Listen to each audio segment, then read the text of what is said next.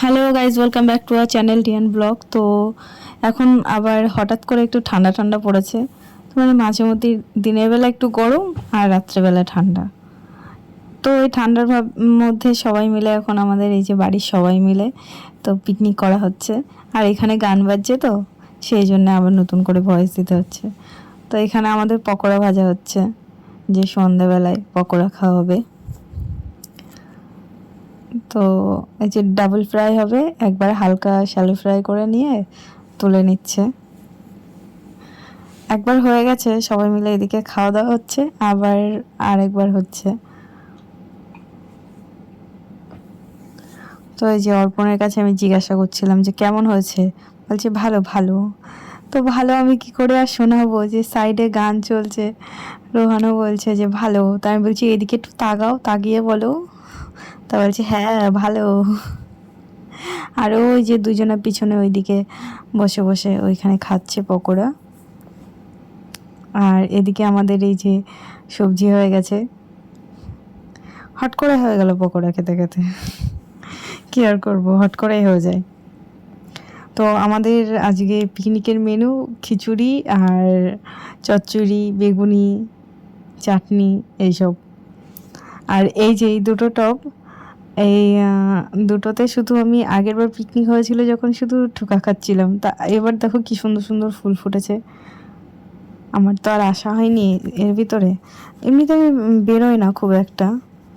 তো সেই এসেছিলাম ছাদে জেঠিদের, আর এই আসলাম, যে কি সুন্দর ফুল ফুটেছে। আর দেখো আমাদের এদিকে ডাল ভাজা শুরু হয়ে গেছে আমাদের খিচুড়ির জন্য।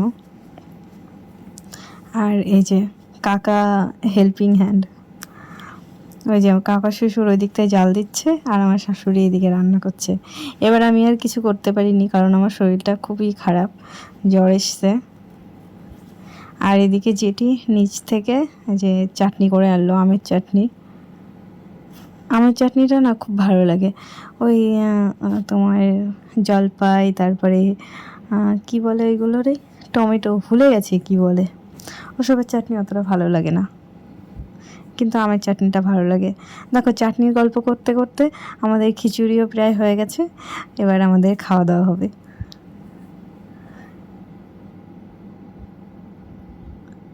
এই যে আমাদের খিচুড়ি হয়ে গেছে।